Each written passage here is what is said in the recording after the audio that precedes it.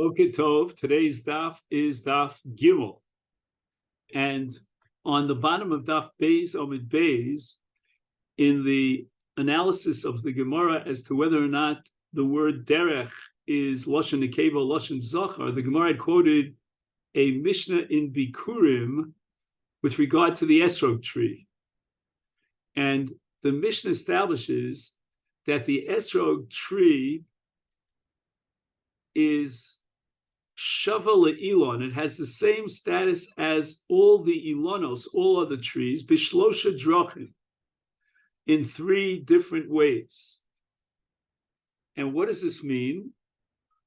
We have the laws of masros, and we have the laws of orla, and the laws of revai. Now, we're going to establish, I'm just going to touch the surface here because this is real heavy zroim that requires its own analysis. The esrog, for many halachas, has the status of a yerek. And that's because it's what's called gadol rov mayim. In many ways, the esrog is unique amongst all peros ha'ilon, and it's very similar to yerek. And therefore, it has the same din. The esrog has the same din as a yerek as far as masros are concerned, which means that the Seder Hashanim, that the first year and the second year, and the fourth and fifth years are years of Masechet, besides Maser Rishon. The third and sixth years, on the other hand, we substitute and replace Maser Sheni with Maser Ani. And of course, Maser Sheni means that the peros are invested with Kiddushin. They have to be brought up to Yerushalayim, or you have to do a pidyon. You bring the most to Yerushalayim, etc. So here's where we find the difference between peros ha'ilon and yerakos with regard to determining what year in the Shemitah cycle the produce belongs. With regard to peros ha'ilon, everything depends on what's called chanata. With regard to yerakos, everything depends upon lakita. And the yerek is considered as if it grew when the entire season has concluded, has ended, and you harvest the yerek. The esrog, in terms of masros, has the identical din of yerakos. And therefore, when you want to determine the shnas hamaser for an esrog tree, instead of making it dependent upon chanata like all other peros ha'ilon, it depends upon lakita. So if the esrog was harvested, was cut off the tree in the third year, then instead of Maser Sheni, there'll be Maser Ani. So that's drachim, and it says shlosha drachim. So what does that mean? Let's say, for example, in all peros ha'ilon, if the chanata took place in the seventh year, which is the Shemitah year, then it has the din and the status of Kiddush HaShvius, even though it doesn't grow until the eighth year, which is a problem a lot today with wines, for example. And the Lakita took place in the eighth year. Let's say in the case of an esrog, as opposed to all peros ha'ilon, if the Lakita took place in the eighth year, it still has Kiddush HaShvius because the Chanata took place in the seventh year, the Shemitah year. But in the case of an esrog, the halach of Lakita kicks in.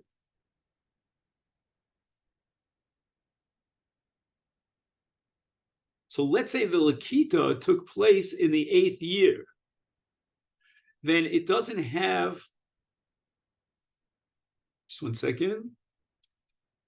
So again, as far as masos are concerned, and Ravai, and Orla, the esrog tree is equal in its status to Yerokos and Azlina Basalakita. But as far as Shvius is concerned, even though the Chanata took place during Shvius, if the Lakita took place during Shminis, then with regard to all Peres HaElon, there's no Chalos Shvius. Peres HaEsrog, Dinam Keperes HaElon Le'inyan Zeh. And even though the Lakita took place in the 8th year, nevertheless, the Esrog is sanctified with Kedushas Shvius because the Chanata, like other Peres HaElon, took place in the 7th year. But bottom line is that the word derech is in Lashon Zachar, Shlosha, with a hey at the end. Now, the Gemara also wants to know, when do we choose the word drachim or derech as opposed to dvarim? And the Gemara says that since in that very same Mishnah Bikurin, the Seifa wanted to compare a yerek to an esrog, b'derech echad, therefore in the Reisha, it uses the word derech. So the Gemara says, well, why does that justify? Even in the case of the Seifa, the yerek should have been b'davar echad.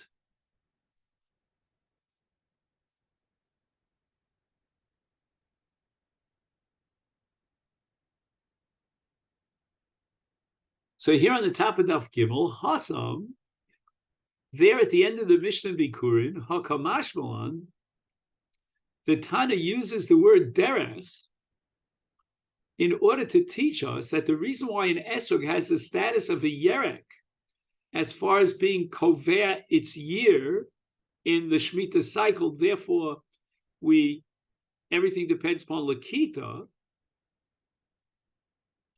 And the Mishnah wants to emphasize the darchei, the esrog yerek, because just like a yerek is darko ligadol al kol mayim, it's not like Peros HaElon, where the rainwater falls and is saturated underneath the ground at the early stage of Chanata, and it already has the potential to produce the fruit on the tree, which will take place many, many months later.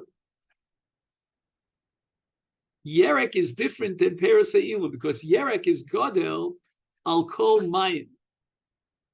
If you could leave that on the table, on the kitchen table, I would appreciate it, just until I take it. I can't hear you. Sorry. You're not sitting on the chair. Oh. Okay. Now, since there's no point in the development of a vegetable, the yerek, at which we could say the water has fallen, has been saturated in the ground, and the potential to produce is there. No, it's gadol al kol mayim. It grows as the rainwaters fall, and therefore we only could be kovea the shnas hamasa for yerek b'shas lekitaf esrog darko li gadol al kol mayim. From a botanical perspective, the esrog is similar to a yerek, and it's not that the water is saturated at one point called chanata, but rather the water constantly falls and gives sustenance so that the esrog could grow on the tree, and therefore the shas lekitoso isuro, it has the din of a yerek, the same status of yerek as far as maser is concerned. So the word derech here was chosen by the Tana in the Mishnah Bikurin L'gabe esrog to indicate that the derech of an esrog in its botanical characteristics is to be gadol al kol mayim like a yerek. Gemara continues. Vadisnan, what about the Mishnah there in Bikurim that says koi? Koi is a kind of a creature that has features of both a chaya and a behema. Yeshbo drachim shava lechaya. It's similar to a chaya. For example, a chaya requires kisi adam, and a koi requires kisi adam. Yesh bo drachim shavel behema. But in many other ways, we equate a koi to a behema. For example, the chelev of a behema is also, not the chelev of a chaya, and the chelev of a koi, like that of a behema, is also. Yesh bo drachim shavel chaya v'gam lebehema. In certain ways, for example, you talk about shchita. Both a chaya and a behema requires shchita, and a koi requires shchita, as opposed to dagim, chagavim, and the like. Yesh bo drachim sheina shavel lo lechaya v'lo lebehema. For example, there's an Isser called marbia, which means crossbreeding, and you're not allowed to be marbia a koi, neither with a behema, because we consider it like a chaya, nor with a chaya, because we consider it like a behema. And that makes koi very unique. Is nisnei tvarim. Why do you choose the word drachim? Visu, and furthermore, hadisnan. We have a Mishnah in the first parak of Gittin, with regard to the shliach who comes with a get from chutzatz, and he recites the famous formula b'fanei nechtam, fanei nechtam. Achas min hadrachim sheshavu gitei noshim l'shechrurei avodim. And in this sense, there's an equation here, a commonality between gitei noshim. And just like in the case of get noshim, we need lishma, and therefore the shliach has to testify before fanei nechtam, and everything was done lishma. So too, with regard to shechrurei avodim, if a shliach will bring a shtar shichrur from chutz laretz, and with that shtar shichrur, the adon is mishacher is eved, the shliach who brings the shtar shichrur from chutz laretz has to testify that it was written lishma, nisnei dvarim. So we see that over and over again, the Mishnayos use the word drachim without any compelling reason, and just as well could have used the word dvarim. Ella, we have to therefore conclude, kol hecha deika plugta is tani drachim, but kol hecha deleka plugta tani dvarim. When the issue is a matter of debate and controversy, then we use the word drachim. When there's no machlokas and the halacha that was formulated is unanimous, then we use, the Mishnah utilizes the word dvarim. So in our Mishnah, drachim is used in order to indicate plugta. Now the word plugta here in this particular context does not mean the way we interpret it universally in Shas as a machlokes, but rather the word plukta means to divide. When we divide something into various subcategories, that's called plukta. Our Mishnah is going to subdivide the methods of Kiddushin into kesef, shtar, and bia. And these are distinct and different methods of Kiddushin. Now, there's an additional point here, which is made by the Rishonim, and that is that the Shlosha Drachim here, the Shalosh Drachim, I should say, right, in our Mishnah means only 3 Drachim, and not a 4th derech, which the Gemara later on is going to say to Lafuke, coming to exclude chuppah. So shalosh drachim means these are the 3 ways, and that's it. There's no 4th way. But when there's no plugta, there's no distinction and no subcategories, but rather you have one general din that applies straight across the board, then the Mishnah chooses the word dvarim. Tekonami, to Katani Seifa, we go back to the Mishnah Bikurin with regard to Esrog, and there's a dissenting view of Rabbi Eliezer. Omer Esrog Shavali L'chol Davar. According to Rabbi Eliezer, there is no commonality, no equation between the esrog and the yerek, even as far as masros are concerned. And the esrog, like every other peros ha'ilon, depends upon chanata. And that's going to determine whether it's maser rishon, maser sheni, maser oni, etc. So we see here that in the Mishnah in Bikurim, with regard to esrog, we have a plugta. Now here, in this context, the word plugta means literally a machlokes. And the Mishnah chooses the word derech to indicate a machlokes. Shma mina, we see here clearly that whenever there's a machlokes, we use the word derech. Gemara says, minyana dereisha l'ma'ute mai.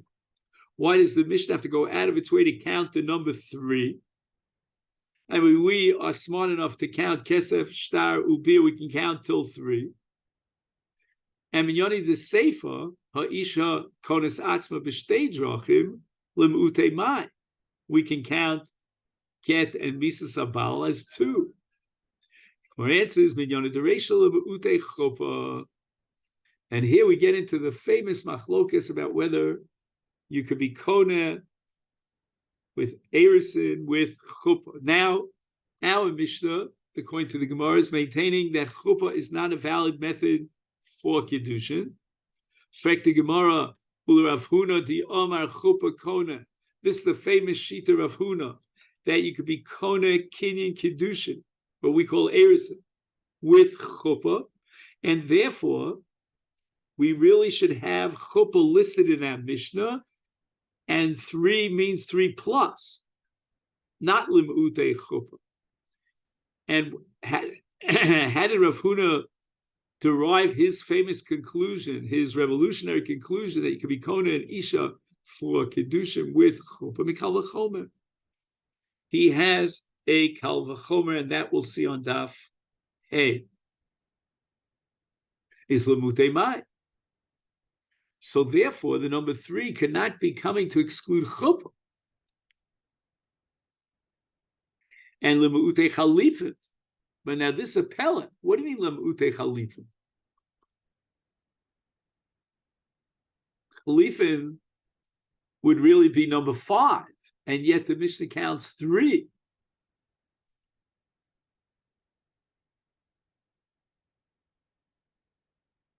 So let's say a few words about chalifin. Chalifin is a Masechet that's very unique in that the kona, instead of paying the value of the object in order to acquire ownership on it, he just takes a symbolic act of a sudar, and it's not necessarily shava pruta. It could be a kli that's not a shava pruta, and he's kona the chayfetz, and according to one man the Omar, it's kalev shel makna, which is very strange. Usually the kona barters and pays for that which he is acquiring. So kinyan chalipin, otherwise known as kinyan sudar, is a unique kinyan. And usually when a person gives a sudar for a kinyan sudar, he gets back his sudar. And he acquires ownership on the chayfetz. And if it's kalev shel nosein or mak or konen, then he owns the keli. Or if it's konen shel makne, it goes back to the makne. And the question is whether kinyan suda could operate in Kiddushin. And therefore the Mishnah is coming to tell me that salka daitramina, I would have thought, whole the gomar kicho misteh, from all the kinyanim of Kiddushin are derived from kinyan sada. Ma sada mikne b'chalipin. You could be kona a sada with chalipin. Could you imagine? You're acquiring ownership over the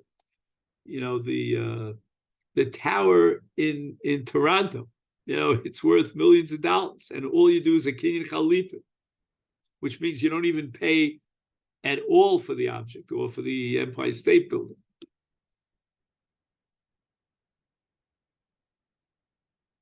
And that's the special, unique power of a kinyan chalipin. Af isha nami mikne b'chalipin. Just like a soda, you could be kona a piece of real estate with chalipin. You could be kona an isha with chalipin. Kamash malon.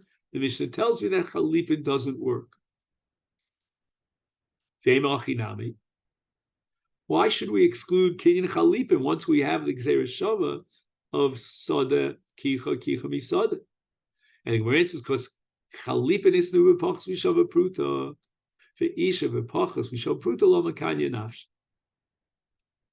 You can acquire ownership over the Empire State Building with chalipin of a pachos mishava pruta. The kli that you use to effectuate the kinyan chalip doesn't have to be worth a pruta on the market. It could be a toothpick if it has a same kli, or a little needle.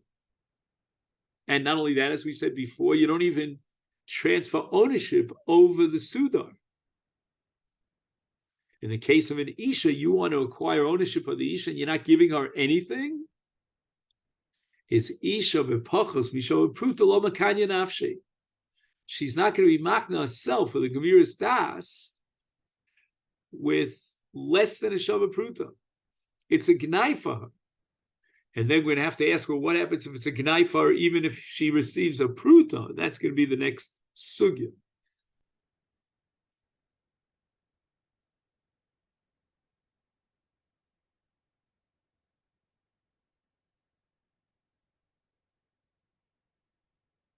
So again, let's review. Kinyan Sudar is effective even with a kli that's not worth a shava pruta. And that's a gnai for an Isha. It's like an insult to her that she's not even worth a pruta kaviyach.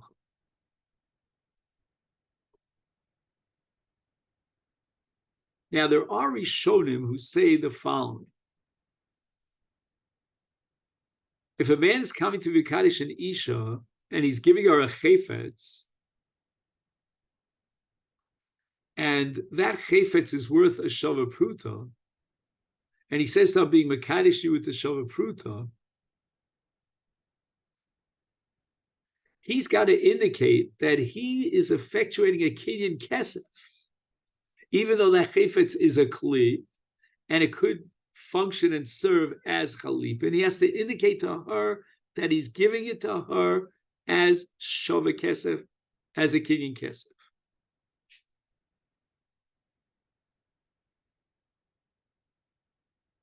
Now Tosfos in our sugya doesn't have the word nafshe, lo makanya nafshe, here on the top of Daf Gimel Amid Beis.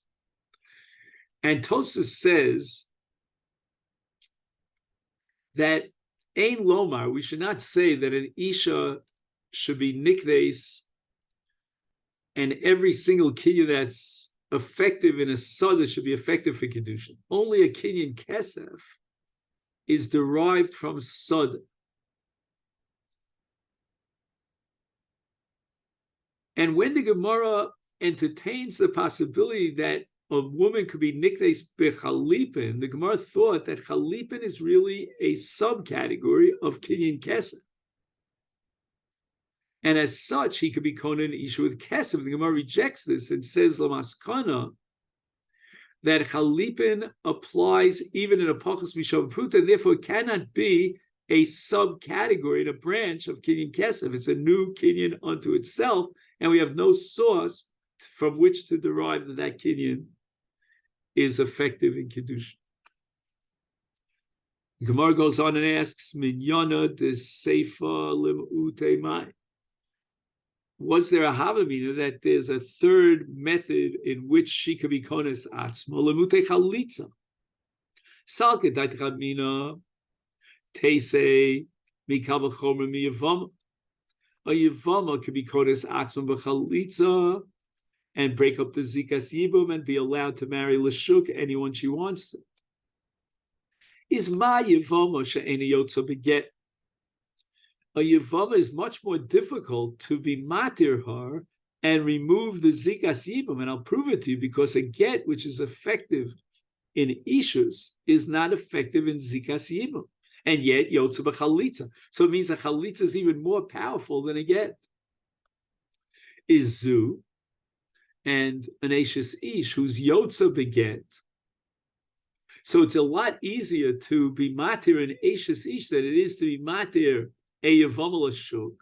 Is therefore to din, certainly an Ashes Ish is Yotza b'chalitza. So based on this Kal V'chomer, we say that you could be matir an Ashes Ish with chalitza. Kamash Malon, that's why the Mishnah had to say b'shtei drachim lafuke chalitza v'machinami. How did the Mishnah know to reject this Kal V'chomer? The Kal V'chomer is very solid and very convincing.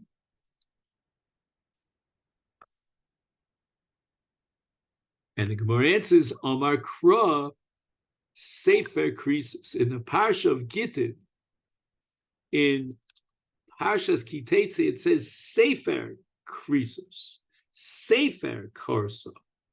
V'ein Dover Acher Korsa. But Chalitza is not Kores. The Ran explains that the derivation is from the word Krisus. It could have just said V'kosav lo Sefer. Why did it have to say Sefer Krisus? So the extra word Krisus is teaching me Lafuke Chalitza. The Mishnah says B'kesef minol. How do we know to derive that a man could be kona an isha with kesef?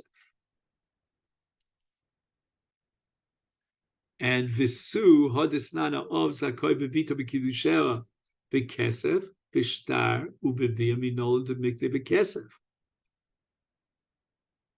kesef de avuanin. And also, how do we know not only that he could be kona an isha bekesef, but that kesef in the case of a katana, bito katana, goes to the father. He acquires ownership on the kesef.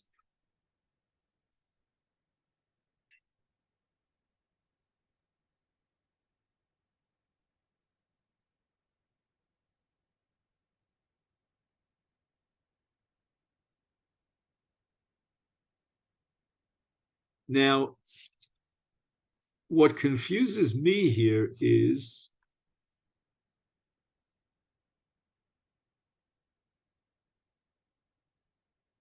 the Gemara at the beginning of the Masechet on Daf Beis, in explaining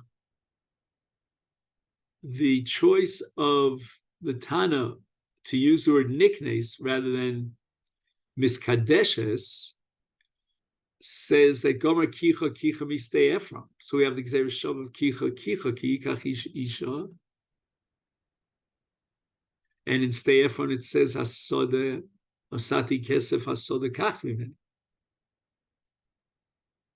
So why isn't that enough, a sufficient answer to the question of how do we know kesef?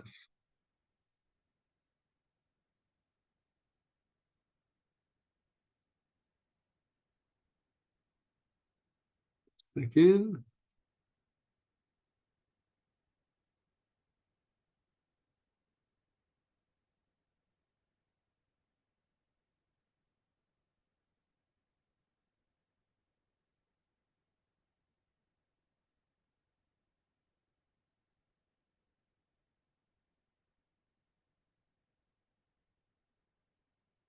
All right, so we'll have to put that question on the back burners. Omar Abiyudamarab, the Omar Kro, in the Parsha of Omivriya, when she was sold as an Omivriya as a Ketana, now she has Shtei Naras and Shonim, so she's now a Nara. The Torah says, V'yotza Chinam ein Kosef. Chinam means without Kesef. So it could have said in the Pasuk V'yotza Chinam, and the word Chinam would have told me Ein Kesef. So why did the Torah add the words Ein Kesef? Ein Kesef Ladon Zevel Yesh Kesef Lanacher Ma'ninu Ha'av.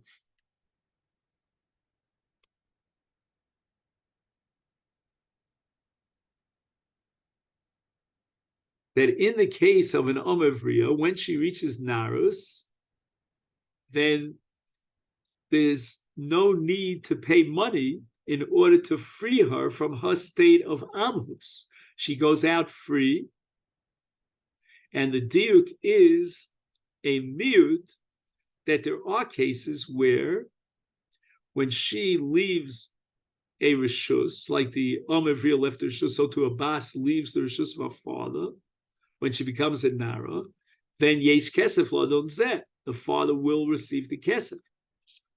And which kesef is that? The kesef Kiddushin.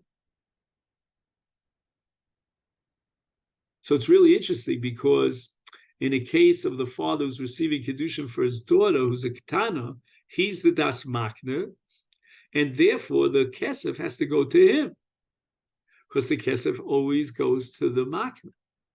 So now the Gemara asks the question: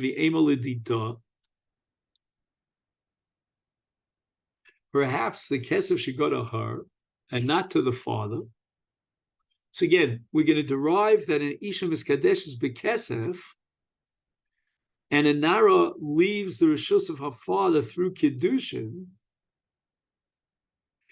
But as opposed to the yitzi of an omevriya rishus adona, here in this case there is kesef. Okay, fine. So the kiddushin is effectuated through kesef. But how do we know that the kesef goes dafka to the father? If it would have said v'yotzach chinam ein lo kesef, which means that when an omevriya goes free, the adon does not get paid for that. So lo would come to exclude erisin in the case of another adon, which is the father over his bas ketana, and that would certainly teach me that the father acquires the kesef kiddushin, but the pasuk only says yitzias ama ein kesef. Doesn't say anything about where the kesef should go or shouldn't go. So the Gemara answers hachi hashta avia mekabel kiddushel. Are you going to tell me that the Maisa Kinyan and the Das Makna of Kiddushin is the father? He supplies the Das Makna. He receives the Maisa Kinyan. Tichsiv es biti nasati lish hazeh. And he shakla kaspa. Now the money goes to her. Certainly the money goes to the Das Makna. And the father in this case is the Das Makna. The less la yad lekabel kiddushin, avol nara de isla yad lekabel kiddushin takdish nafsha v'tishkol kaspa. Okay, I understand very well that in the case of a ketana who doesn't have a yad, then the das makna and the ma'isa kinyan is done and effectuated with the father, and therefore he gets the kesef kiddushin. But what about a case of a nara?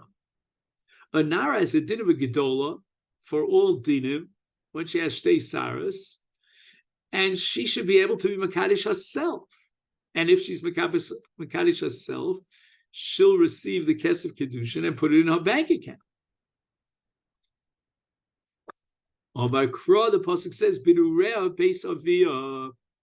The Torah tells me in Parshas Matos that as long as she is a nara, she is in the rishus of her father, and that means kol shvach nurei levia. Any monies that accrue to a nara automatically go to her father, and if someone is makadosh her and gives a kesef kiddushin, then she's a nara, and the kesef is now le'avia.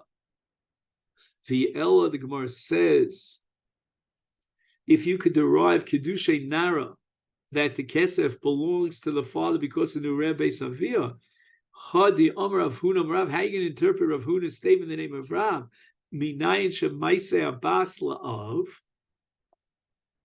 How do we know that if a nara receives wages, those wages accrue to her father? Shenemar, it says a different pasuk. Not Binurei Beis Avia, but v'chi yimkar ishes bitoli oma. From the word Amma, we derive Ma Amma Maisiyadel Rabba, Af Bas Nami Maisiyadel Avia. is Tepaklemi Binu Rebbe Savia. Why did Rav Huna have to stretch his arm out to the pasuk of Kiyim Kar Ishes Bitola Amma and derive the conclusion that just like in the case of Amma Maisia there goes to the Adon, so too in Bas, the Maisia there goes to the Av. Why not derive it from Binu Rebbe Savia? Kol Shvachnu Relavia. Ella, says the Gemara, we're going to have to assume that we cannot derive Maisi Adayim to Avia from the pasuk of Binu Rebbe Savia, because that pasuk in Parshas Matos appears in the context of Afaras Nedarim, Afaras Nedarim U'Dichsiv. And it means that if a Nara takes a neder, then our father could be made for the neder. We cannot derive from that any conclusions about monetary rights of a father over his bas, who's a Nara. And therefore we need the drush of Rav Huna in the name of Rav. Hachanami ba'afaras nedarim hu d'chsiv. So as far as the schus of the father to receive the Kiddushin of his bas hanara and pocket that money, we cannot derive it from Binu Rebbe Savia because that's a separate halacha in afaras nedarim. And therefore we need the source of Kiyim Kar Ishas Bitol Yoma. Maybe you'll argue that just like a Nara is in the Rishus of her father as far as her Nedarim are concerned, and he can veto her Nedarim, so too she's in the Rishus of her father as far as Kesef Kiddushin. And the Gemara answers, Mamona Misura Lo Yalfina. The case of Nedarim is Isurim, and the case of Kesef Kiddushin is Mammon, and we don't derive Dine Mammonos from Dine Isur. So the fact that the father has rights to be Mefer an Isur Neder, that doesn't prove anything about his monetary rights.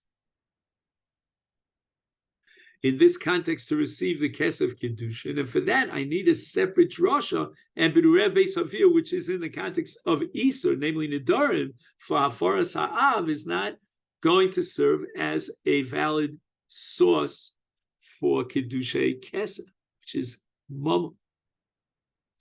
I have a case where a father is the controller, or she is in the domain of her father as a Nara for Kesef.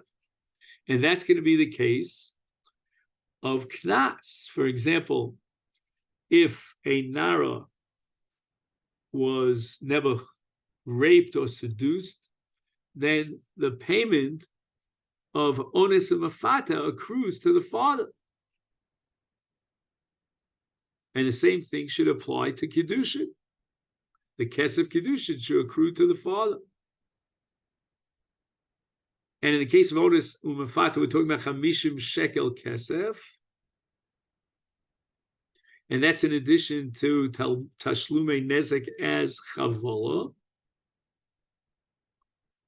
And the Torah says explicitly in Parshas Ki Tetzei that the Knas is given to the father of the Nara. And the Gemara answers, we cannot derive conclusions about Mammon from Knas. So Kesef Kiddushin is Mammon.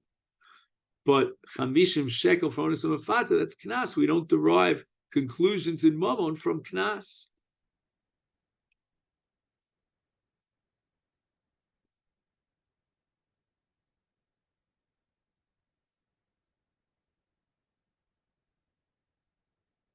So again, the compensation in the case of a rape of a Nara Besula is what's called Boshes Upagam. The 50 shekel is above and beyond compensation. And that's called a Knas. And Knas has its own unique halachas. And we don't derive conclusions from Knas. But v'chitema namelif mi Boshes Upagam. Boshes Upagam in the case of a Nara Besula Shenenso or Nispatita is Mammon.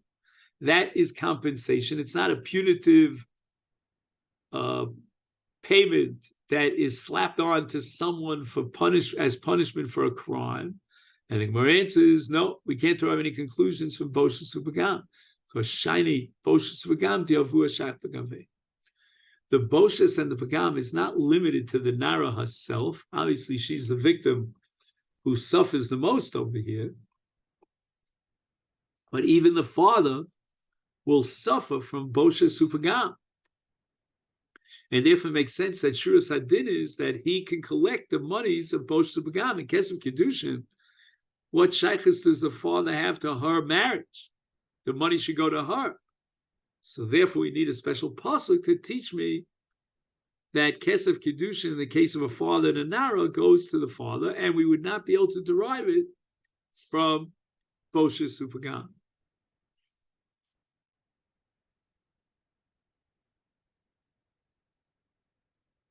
Now, this idea that a father is part of Boshes Pagam is based on the fact that Biyado Levaisha Ulepogma Bishvil Moment Sheito. He has the right to give his daughter as a tmura of mama. What does that mean?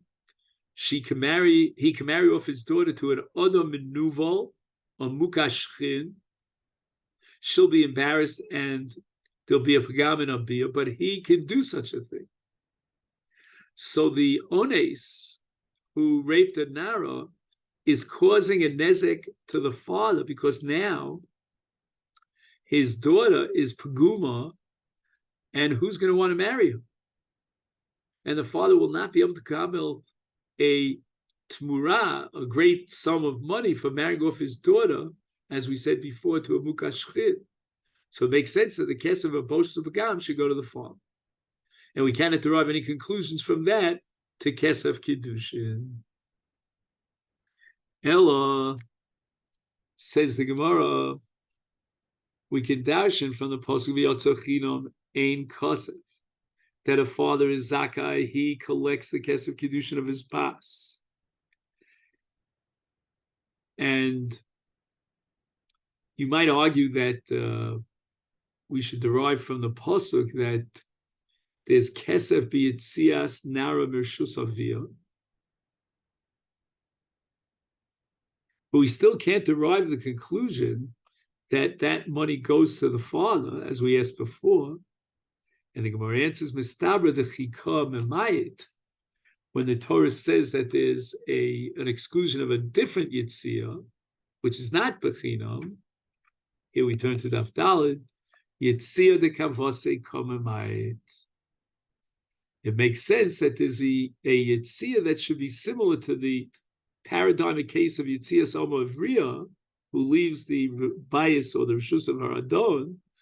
And just like in the case of Yitzias Omer of Riyah, the pasuk says that the money is not going to be paid to the Adon, even though she's going free from the Adon and he wants money for that. No. Yotzachina. So too, in the Yitzia of Habas, Meshus Aviyah B'Yerusea, and we derive that from the diak of the pasuk, the kesef is given as Kiddushin, and it should be given to the Adon, from whom she left his Rishus, namely the Av. And from this we derive the Kesef Kiddushin of a Nara is given over to the father.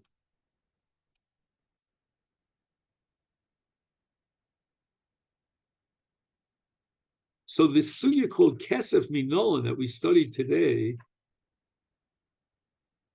I don't know, it seems like, I don't know what to do with the word Visu, but the thrust of the sugya is, how do we know that the father acquires ownership over the Kesef Kiddushin of his bas who's a Nara?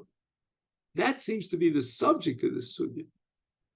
Whereas Kesef itself, as a method of Kiddushin, in general, is derived from Kicha Mistei Ephraim.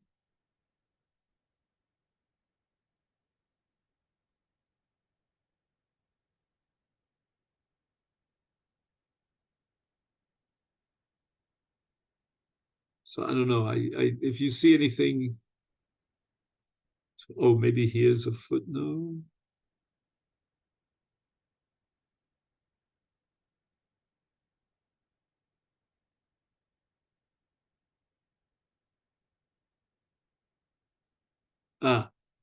So apparently I missed the Rashi here. Let's see if we can find the Rashi.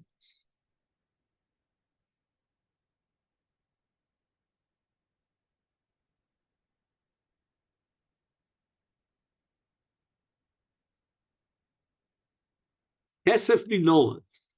Now, Gimel Amid Beis, and we're counting down from the top of the Amid 1, 2, 3, 4, 5 lines down. Hacha Ikar. Uliel Agav Grora Nokit Le Terutze Loshon Kinyan Demasnis.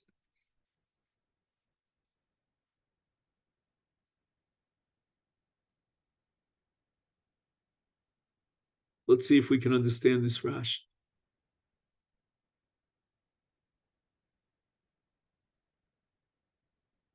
We already have on Daf Beis a source for Kiddushin Kesef from the Torah. But the Gemara there is only discussing why the Mishnah used the word kinyan, ha'isha niknes. So it's only derech agav. So the real ikar diun is right here. Okay then, so we got up to Daf Daled Amud Aleph, and we're up to the words v'holo damya on the top of Daf Daled. And this Gemara that we're in Mirza Hashem going to study tomorrow is going to analyze and focus on the similarity or lack thereof between Yitzias Oma mi Beis Adonea and Yitzias Bas Mirshus Avia al Yidei Kiddushin. And that's going to be the most question of Damya HaYitzia LaHaYitzia. These are fundamentally two different Yitzios. Okay then? So that's going to be Mirza Hashem, the sugya for tomorrow. Wishing you a great day.